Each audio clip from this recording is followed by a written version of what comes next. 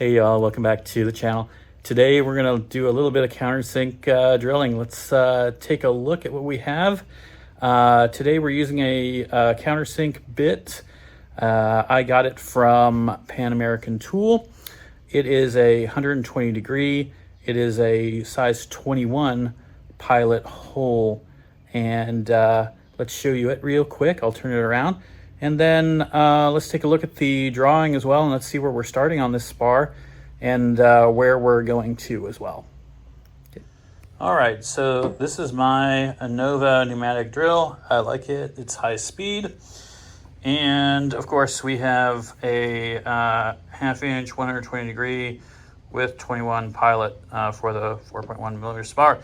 I made that label so that I'll keep these things separate. I have a cage and set each a bit in a separate size. So you can tell here when this thing basically comes together, right? It's gonna compress in when you push it in.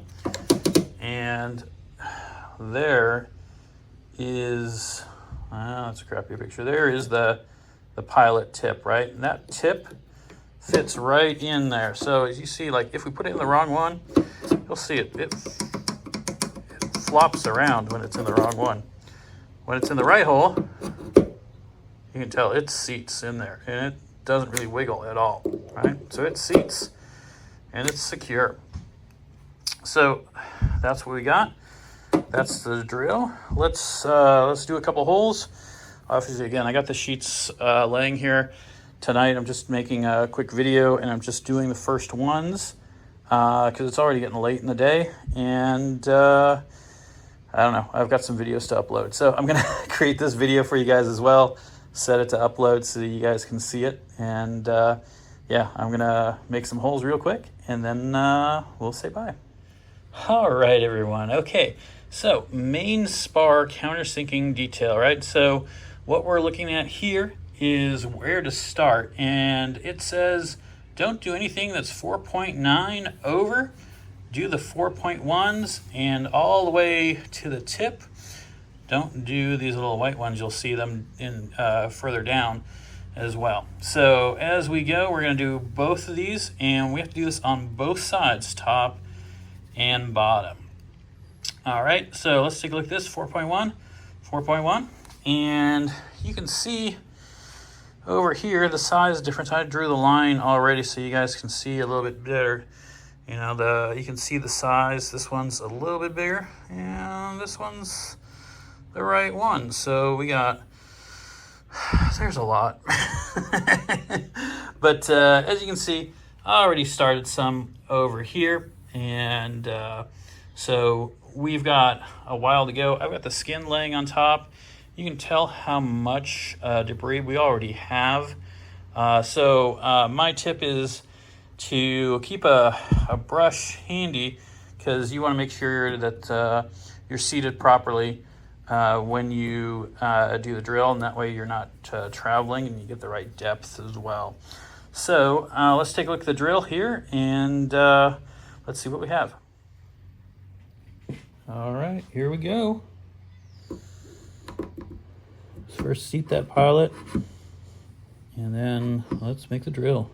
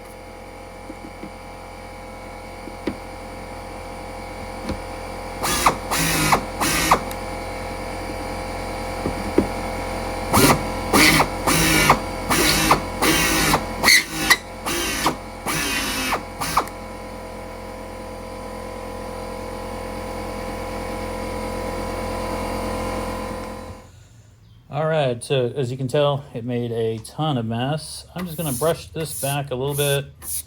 What I have here is I have a, well, little 4.1 millimeter hole that I dimpled with the larger die, right?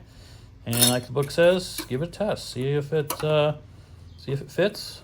That fits. That fits. That fits. Yeah, that fits. And that fits. So you want to make sure that it's nice and flush and that it's not, lifted. And when you have that, that's perfect for the skin, right? For it to sit. And then, you don't want to go any further, basically, because if you go further and you rivet, you're going to pull the skin down with it. And, of course, you're not going to end up with enough material on the back side. So probably the scariest thing at first, right, is setting this bit to fit on the right size. So take your time. Make sure that you're happy with where that countersink is sitting. And, I would say do minor adjustments as you go. So start with a shorter depth. And you can tell, like, this thing is not that far out, right? You can tell it is barely out. So that is something to, I don't know if we can see that, but it's barely out of the cage. And that's all you're looking for. So start small, and then you can always go back and take another bite if you're totally not happy with what you have. But in this case, I would say we're pretty happy with these holes. So let's take a quick peek at them. And there you go, guys. That's what we have.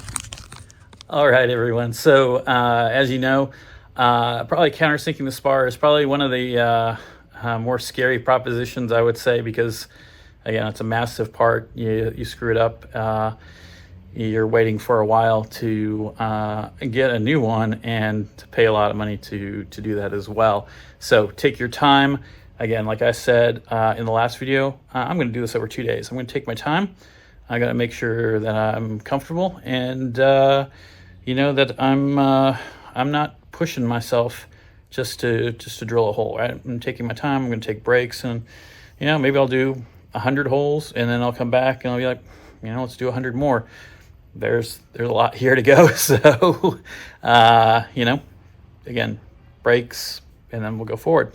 But as you can tell, once this spar is done, once both these spars are done, but top and bottom, it is almost time to assemble the wings. I'm running out of things to do. I'm contemplating just dimpling the fuel tanks, the skins and the pieces, just to get rid of the DRTT for the time being. And I'll probably cave and end up doing that here in the next few days. If I do that, of course, I need to do some surface prep on the fuel tank skins, especially on the inside, before I dimple them, because I want to make sure that when I start prepping those skins, that they are properly prepped to take the fuel sealant. And that means making sure they're scuffed and cleaned well before I dimple. And then I need to clean them after I dimple. And then we'll park those skins for the time being. And then once we're ready for them, I'll hit them with an etch right before I go ahead and apply that fuel sealant and get the ribs and all the other kind of stuff done. So I have the Bonderite etch. I think it's Bonderite 33, right? I have that on the ready. So basically everything for the fuel tanks is set, ready to go. I have all the materials for it, but got to do the wings, and that is what's on the agenda. But I want to make sure that as I do this, I have everything as staged as possible, so that I maximize the space that I have. And that's probably the most important thing as I go, is to remember that prep work is what it's at right now. I can't stress that enough as you go, right? So, all right, everyone. Thanks for watching. Hopefully you're liking the videos. If you do, like and subscribe. Let me know if you have any questions in the comments. And, you know, the next video at this rate is probably going to be wing assembly, and we'll go from there. All right. Thanks, everyone.